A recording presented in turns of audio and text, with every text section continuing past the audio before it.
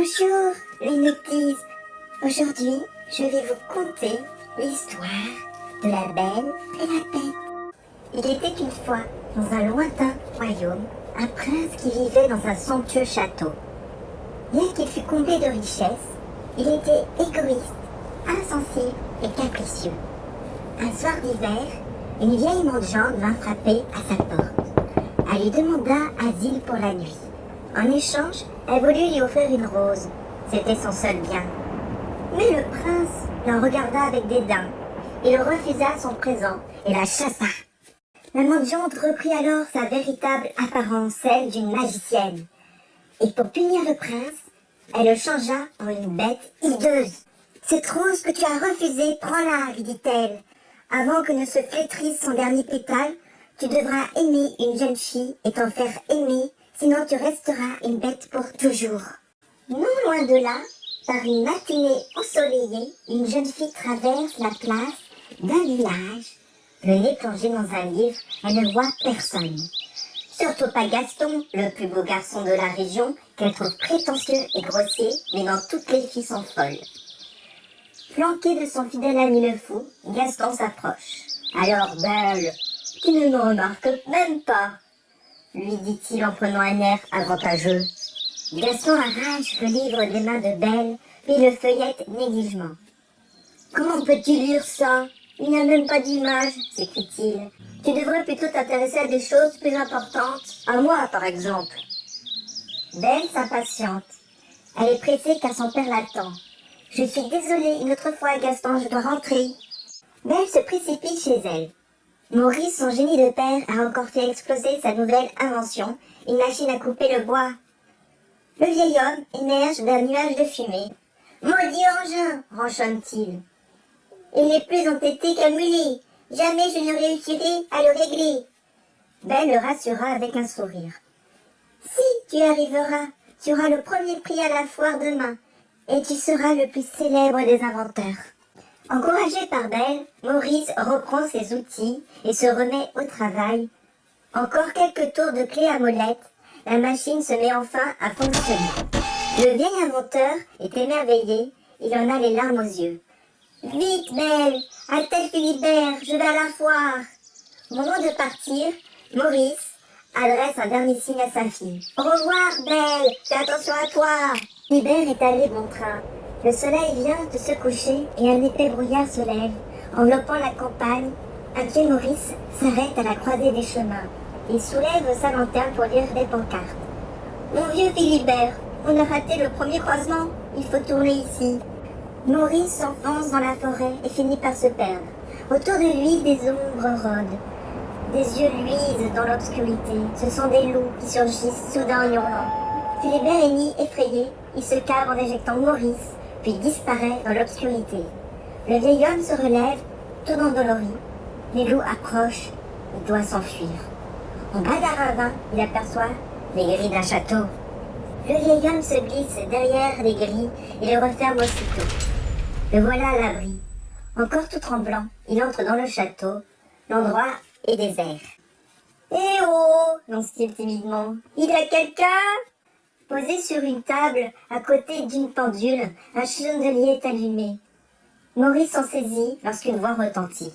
« Bonsoir, cher monsieur, bienvenue au château. »« Qui a parlé ?» s'affole Maurice. « C'est moi, je m'appelle Lumière, » répond le chandelier en s'animant. Maurice est stupéfait. C'est incroyable. Un chandelier qui parle? Foi d'un menteur, il n'a jamais vu ça. Lumière a invité Maurice à se reposer au coin du feu. Le vieil homme se réchauffe lentement, une bête monstrueuse surgit alors. « Que venez-vous faire ici ?» rugit-elle. Maurice recule horrifié, il n'a pas le temps de s'expliquer. La bête s'empare de lui et en fait son premier prisonnier. Le lendemain au village, Gaston se présente chez Belle. « Ma jolie, je suis venu te dire que ton rêve va se réaliser, » claironne-t-il. « Je viens demander ta main à ton père. » Belle le regarde s'asseoir et se déchausser. Gaston lui parle de leur vie future. Pour s'en débarrasser, elle attire vers l'entrée. Gaston veut l'embrasser, mais Belle, d'un coup sec, ouvre la porte et le pousse dehors. Gaston parti, la voie est libre. Belle, folle de colère, sort de chez elle. « Moi, épouser ce rustre, ce prétentieux? Ah non, jamais de la vie. » Impatiente de retrouver son père, elle s'élance dans la campagne. C'est alors qu'un hennissement la fait sursauter. Elle voit Philibert arriver sans son cadre à lui. « Philibert, où est papa? Que s'est-il passé ?» Belle est inquiète. Il est sûrement arrivé malheur à son père. Elle détache Philibert de la carriole et monte sur son dos. Le cheval part au galop et s'avance dans la forêt. Brusquement, il s'arrête et Belle aperçoit au loin un gigantesque château. « Quel endroit bizarre !» s'exclame-t-elle en mettant pied à terre. Belle a découvert le chapeau de son père dans l'entrée de la vaste demeure. Bouleversée, elle se met à sa recherche. « Papa, c'est moi? Tu es là ?» appelle-t-elle. Au bout d'un couloir, elle le trouve enfin enfermé dans un cachot. Le vieil homme la supplie à travers les barreaux. « Vite, Belle, sauve-toi de cet endroit maudit !» Belle sent soudain une présence et se retourne vivement. Une bête monstrueuse sort de l'ombre. « Qui êtes-vous » demande la jeune fille affolée. La bête gronde menaçante. « Je suis le maître ici, votre père est mon prisonnier. »« Mon père est vieux et malade, libérez-le, implore Belle, et je ferai ce que vous voudrez. »« Allez-vous-en » répond la bête en s'éloignant. « Vous ne pouvez rien pour lui. »« Gardez-moi sa place. » La bête fait volte-face. « Soit, déclare-t-elle en tirant Maurice hors de son cachot, mais vous serez ma prisonnière à jamais. » Sitôt libéré, Maurice court chercher de l'aide au village. Il entre dans la taverne en loin. Gaston l'écoute, l'air narquois. « Que dis-tu, Maurice? Tu as vu un horrible monstre couvert de poils. Eh bien, on va t'aider. » Et d'un geste, il ordonne ses compagnons de jeter le vieil homme dehors. Installée dans une chambre du château, Belle sanglote sur son lit. Big Ben, la pendule, s'approche d'elle et annonce « Le dîner sera servi à 8 heures. » La jeune fille relève la tête et n'en croit pas ses yeux. Les objets qui l'entourent sont animés, lui parlent. « Inattendu, n'est-ce pas ?» s'éclame Mrs. Samovar la théière. Un peu plus tard, la bête fait les 100 pas dans la salle à manger et s'impatiente. « Que fait Belle ? Vous l'avez bien dit, de descendre. »« Allons, maître, intervint Lumière, gardez votre calme. Cette jeune fille doit rompre le sortilège dont vous êtes prisonnier, ne l'oubliez pas. Au lieu de vous emporter, redressez-vous, souriez et tâchez de lui plaire. » Malgré les efforts de la bête, Belle a refusé de venir dîner. Plus tard, dans la nuit, poussée par la faim, la jeune fille sort discrètement de sa chambre et gagne les cuisines. Aussitôt, comme par enchantement, tout s'anime et s'organise pour lui préparer un festin. Invitée à passer à table, Belle assiste émerveillée à un extraordinaire ballet de plats et d'objets orchestré par Lumière. Le repas terminé, Belle visite le château. Elle se dirige vers l'aile ouest.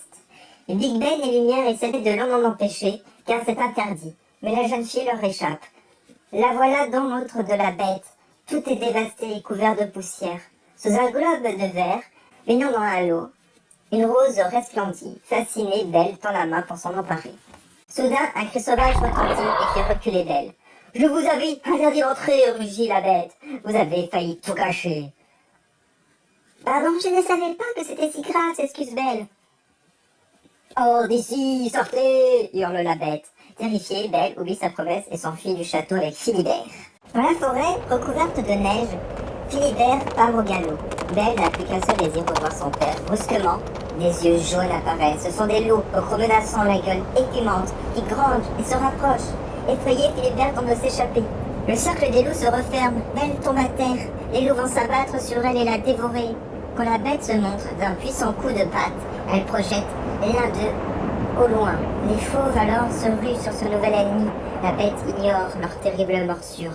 Les combats les uns après les autres, vaincus, les loups reculent, ils battent en retraite. Belle est sauvée. Épuisée, la bête s'effondre dans la neige. Belle, la gorge serrée, s'agenouille près d'elle. Le monstre est blessé et du sang s'écoule de ses plaies. Malgré sa peur, la jeune fille songe qu'elle ne peut le laisser mourir. Il lui a sauvé la vie. Elle le recouvre de son manteau, puis le hisse sur le dos de Philibert. Frissonnant d'horreur, le cheval se charge de ce fardeau et le ramène au château. Belle a installé la bête au coin du feu. La jeune fille s'efforce de panser ses blessures, mais le monstre furieux se dérobe en grandant de douleur. Belle arrive enfin à le raisonner et prend son bras pour le soigner. « À propos, merci de m'avoir sauvé la vie, lui dit-elle doucement. À force d'attention et de soins, Belle apprivoise la bête. Le monstre au caractère si emporté et si rude peu à peu se transforme, il devient patient, délicat et aimable. Belle le découvre tout attendrie. Elle n'a plus peur de lui, et c'est avec plaisir qu'elle dîne désormais, chaque soir en sa compagnie. Or, la rose est presque fanée, le temps presse. Encouragée par Lumière, la belle décide d'avouer son amour à la jeune fille. Après le dîner, il l'emmène dans la grande salle de bal et l'invite à danser. À la lueur des chandelles, paralysée par l'émotion, il n'ose se déclarer. Belle lui sourit et se serre contre lui. Malgré son attachement pour la bête, Belle n'est pas heureuse. Son père lui manque. Voyant cela, la bête lui tend un miroir. Il est enchanté. Il vous montrera ce que vous souhaitez voir.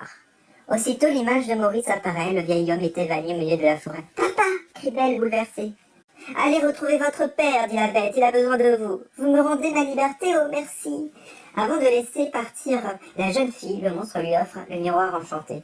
« Il vous permettra de me voir et de ne pas m'oublier. » Belle rejoint Philibert et s'éloigne au galop dans la forêt. Par bonheur, Maurice est vivant. Belle a retrouvé juste à temps, gisant dans la neige. La jeune fille l'installe sur le dos de Philibert et le ramène à la maison. À son réveil, le vieil homme la voit tout près de lui, assise sur son lit. « Belle, je te croyais perdue !» s'exclame-t-il en la serrant dans ses bras.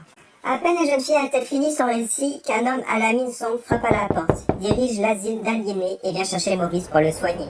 Belle proteste. « Laisse mon père tranquille, il n'est pas fou. » Gaston s'interpose en ricanant. « Allons, Belle, calme-toi. Je peux encore arranger les choses si tu acceptes de m'épouser. » « Mon père n'a pas déliré, s'écrie la jeune fille.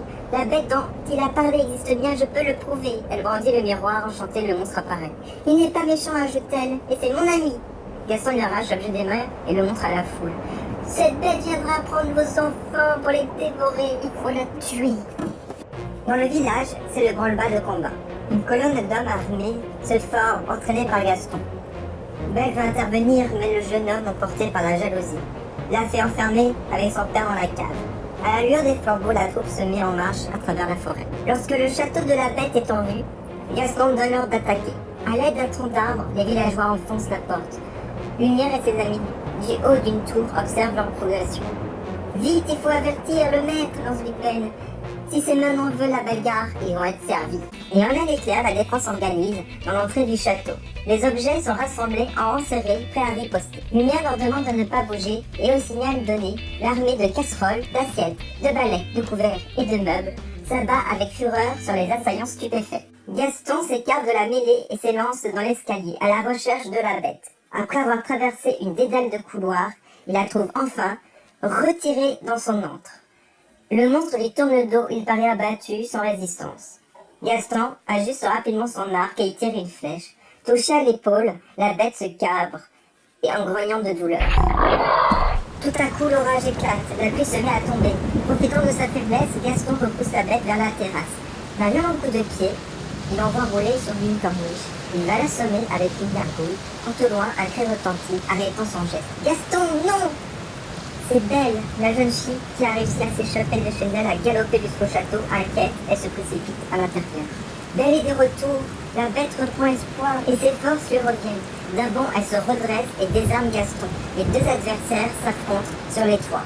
Le regard chargé de haine, Gaston défie le monstre. « Ton heure a sonné, la bête. Belle est à moi. » La bête, en entendant le nom de Belle, attaque alors furieusement. Gaston échappe de peu au but de la bête et se réfugie sur le chemin de ronde. Au passage, il arrache une gargouille pour se défendre. Trop tard, le monstre est déjà sur lui, il le saisit à la gorge et le suspend dans le vide. Gaston se débat en implorant. « Non, par pitié, ne me faites pas de mal, je me rends. » La bête s'apprête à lâcher Gaston lorsque Belle fait éruption sur la terrasse. Le monstre change alors d'avis. Il dépose son adversaire sur la corniche et l'abandonne pour rejoindre la jeune fille. Sans bruit, Gaston se relève et donne un coup de poignard dans le dos de la bête. Sous l'effet de la douleur, le monstre chancelle. Il va basculer entraînant Gaston mais se raccroche de justesse à la balustrade. Gaston, lui, ne peut se rétablir, il perd l'équilibre et tombe en arrière. Un long hurlement accompagne sa chute vertigineuse. La jeune fille aide la bête à s'allonger sur la terrasse. « Belle, je t'aurais revu une dernière fois. » La jeune fille est bouleversée, tout est de sa faute, elle demande pardon, mais la bête agonise. « C'est peut-être mieux ainsi, dit la bête dans un dernier soupir. » La bête a fermé les yeux, tout est fini. Derrière la fenêtre, le dernier pétale de rose s'est détaché. Belle est désespérée. Elle se penche sur le monstre et l'étreint tendrement. « Non, je t'en prie, ne m'abandonne pas, s'écrie-t-elle, je t'aime. » Au même moment, une pluie d'étoiles descend du ciel, elle enveloppe le corps de la bête et le soulève. La bête flotte un instant dans l'air, baignant dans un halo de lumière. Chaque partie de son corps, comme par enchantement, se transforme. À la place du monstre, Belle voit apparaître un jeune homme qui lui sourit. « Belle, c'est moi, la bête, murmure-t-il. Ton amour a brisé la malédiction qui pesait sur moi. » Émue, la jeune fille se jette dans ses bras. Le sortilège est rompu, le soleil se lève à nouveau sur le château qui reprend vie. Les uns après les autres, les serviteurs retrouvent leur véritable apparence. Heureux, le prince les serre contre lui. Big Ben, lumière, Mrs. Samovar et le petit Zip, quel bonheur! Quelques jours plus tard, dans la salle de bal du château, on célèbre les noces de Belle et du prince. Tout le monde est là, Maurice regarde danser les jeunes mariés d'un œil attendri. Ainsi s'achève l'histoire de la Belle et la Bête, qui montre que l'amour peut vaincre tous les sortilèges. Belle et le prince vécurent très longtemps, et dans les jardins du château fleurissent encore les plus belles roses de la terre. Si tu as aimé cette histoire, n'hésite pas à le dire en commentaire et à mettre un pouce vers le haut. La prochaine fois, je ferai une autre histoire si vous avez aimé. Si vous voulez trouver ce livre, il est à Françoisie. La prochaine fois, je vous conterai l'histoire de la princesse et la grenouille. Merci d'avoir regardé. À bientôt.